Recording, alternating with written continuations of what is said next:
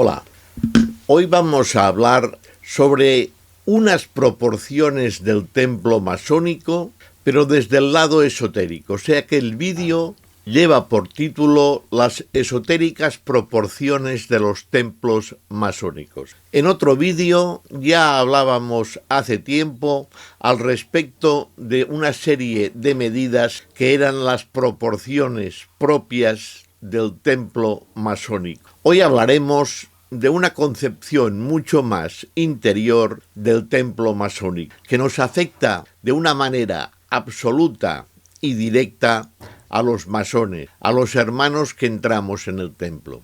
Las sociedades tradicionales han considerado que la imitación de los modelos ejemplares era el mejor medio para dotar el sentido trascendente de la actividad humana. Por lo tanto, había la construcción de los templos que era efectuada por lo que se considera la masonería operativa. La actividad humana de aquellos hombres era trascendente. Aquellos hombres tomaban su calidad de trabajadores para hacer una obra magna. No era nada de lo que hoy podíamos considerar como la rutina de los obreros. Encontrar un modelo ejemplar previamente establecido por la divinidad era el objetivo. Por lo tanto, o era por parte de la divinidad, que en antiguos tiempos podían ser seres sobrenaturales, dioses, ángeles, santos, héroes, etc., para llegar ya a la fase de lo que consideramos la masonería operativa, mucho antes o poco antes o cercano a lo que podría decirse que se inicia la masonería especulativa. En aquellos momentos, cualquier acto fundacional, desde la entronización de un monarca, la edificación de un templo, como esto que nos compite, o el rito cosmogónico, eran bases centrales, bases muy especiales. De esta manera, todos los espacios sagrados eran lugares consagrados a Dios, eran el templo, el Sancta Sanctorum. Incluso había el alma del corazón, que se encontraba en correspondencia o comunicación con el centro espiritual supremo. Por lo tanto, las cosas eran muy serias. El trabajo de aquellos obreros era o tenía un sentido muy, muy especial. Nada que ver con el que se pueda tener en los últimos tiempos. En este sentido, una de las isomorfias, como aquello que siempre decimos en masonería, alquímica y herméticamente hablando de lo que es arriba, es abajo, tenemos que tener en cuenta que estas notabilidades fueron la equivalencia de cosmos, templo, hombre. El cosmos era la morada de la presencia de Dios. El templo era la casa de Dios y el hombre era la casa del alma o el templo del Espíritu Santo. Es decir, que lo que se hacía, ya se empezaba a entender que lo que se hacía o lo que se había hecho hasta aquellos momentos con el templo, se tenía que hacer ya con el cuerpo humano, con la mente, con el espíritu. Y entonces esto lo vemos ya en 1 Corintios 6:19 o en 2 Corintios 6:16. Es decir, un edificio en casa de Dios, igualmente un sitio apropiado para transformar el cuerpo humano en santa morada. Estas palabras que están en el Evangelio, de alguna manera, sirven en masonería desde hace muchos siglos para la construcción, para la utilización de estas palabras, de la idea global para la realización del templo para nuestro trabajo masónico. En última instancia, el rito convertía a todos ellos, es decir, cosmos, templo, hombre, en espacios consagrados. Se entraba en otra dinámica. Recordadlo, antes de empezar las tenidas, el venerable maestro nos lo recuerda. Estamos fuera del espacio y del lugar. Esto lo tenemos que tener muy claro. La concepción reticular de esta isomorfia que hemos hablado, de lo que es arriba es abajo, implicaba que en diversas zonas del universo habían o se guardaba una íntima conexión con las partes equivalentes del templo y de las del mismo cuerpo humano. Es decir, que se concebía el templo como una figura humana. En efecto, el templo reflejaba el orden cósmico porque estaba orientado según los puntos cardinales. A veces ahora esto es imposible, pero antes se procuraba. La cabeza era su Sancta Sanctorum, en línea con el otro extremo del eje vertebral o el pasillo por donde se encontraba la puerta de acceso del templo, que estaba flanqueada por dos grandes columnas o extremidades, según una concepción de lo que se denominaba el eje solar. El centro o corazón del templo era el ara o el altar, que se comunicaba por arriba con el domo o la clave del edificio, es decir,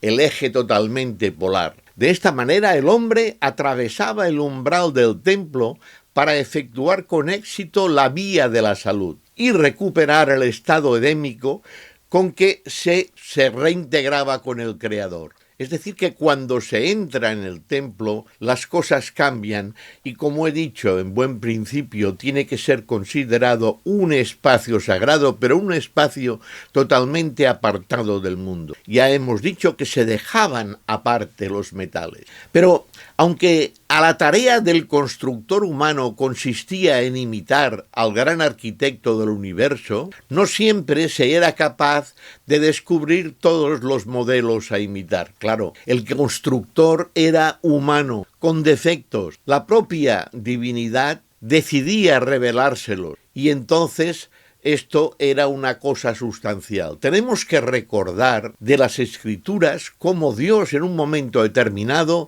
reveló a Noé los planos del arca, al igual que también reveló las medidas de esta arca de la alianza, o después los planos del templo de Jerusalén. Por lo tanto, el hombre recibía de Dios, directamente del gran arquitecto del universo, de alguna manera las proporciones que en otros vídeos hemos hablado.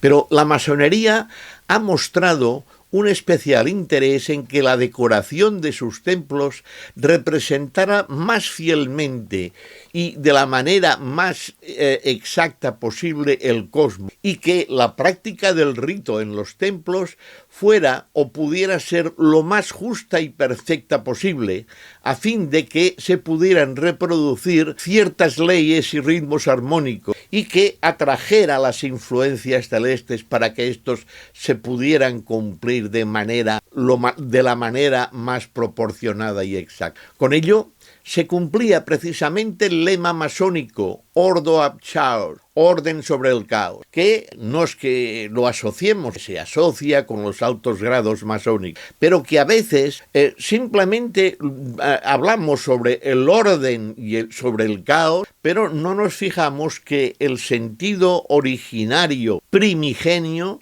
era precisamente la construcción de este templo, de los templos, porque era una cosa primigenia. A partir de este templo se empiezan a trabajar los trabajos masónicos. En efecto, el templo masónico se considera una representación del universo. El techo con estrellas sobre un fondo azul es sostenido por unas 12 columnas. Estos lo sabemos, ¿no? Los signos zodiacales. Una plomada colgada en el centro nos señala la estrella polar. Los textos masónicos explican que la longitud de la logia abarca todo el mundo, de oriente a occidente. Su anchura de medida es muy expresa, de mediodía a septentrión. Su altura era de la tierra al cielo y su profundidad de la superficie al centro de la tierra. Estas cosas nos vienen expresadas de los antiguos textos que el rito,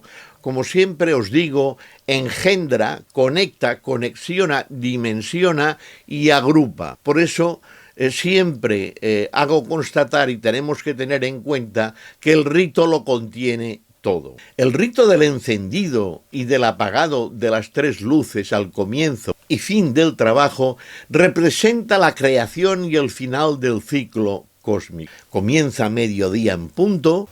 Hemos visto en este vídeo de hoy los elementos primordiales de estar dentro del templo y vivir vivir personalmente cada uno de nosotros atentamente lo que se está realizando. Es muy diferente tener las ideas claras sobre lo que es las medidas, lo que son las medidas de las dimensiones del templo, tener todos los conceptos bien aprendidos al respecto de el mismo, de su manera de estar construido y de que tiene que mirarse dentro de todos los posibles, de hacerse de la mejor manera posible, pero el vídeo de hoy va encaminado a esta vivencia personal de cada uno de nosotros dentro del templo y dentro de lo que es la consecución, la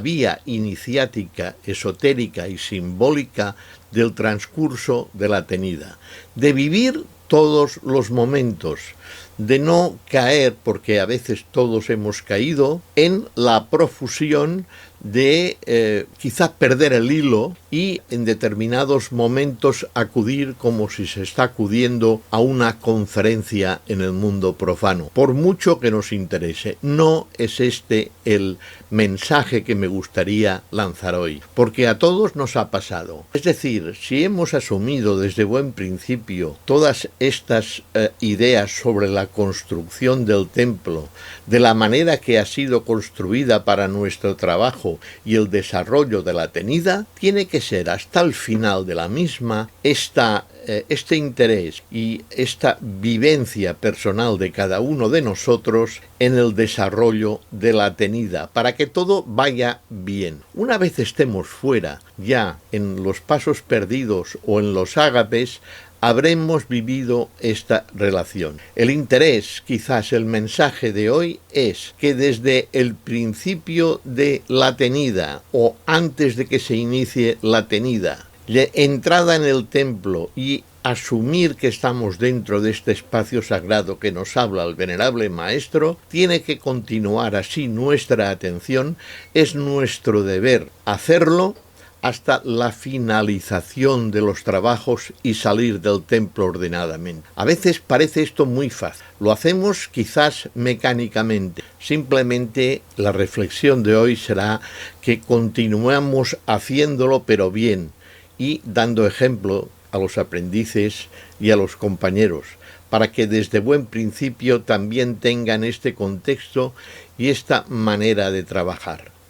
Espero que la reflexión de hoy os haya gustado y, como siempre, muchas gracias por ver este vídeo.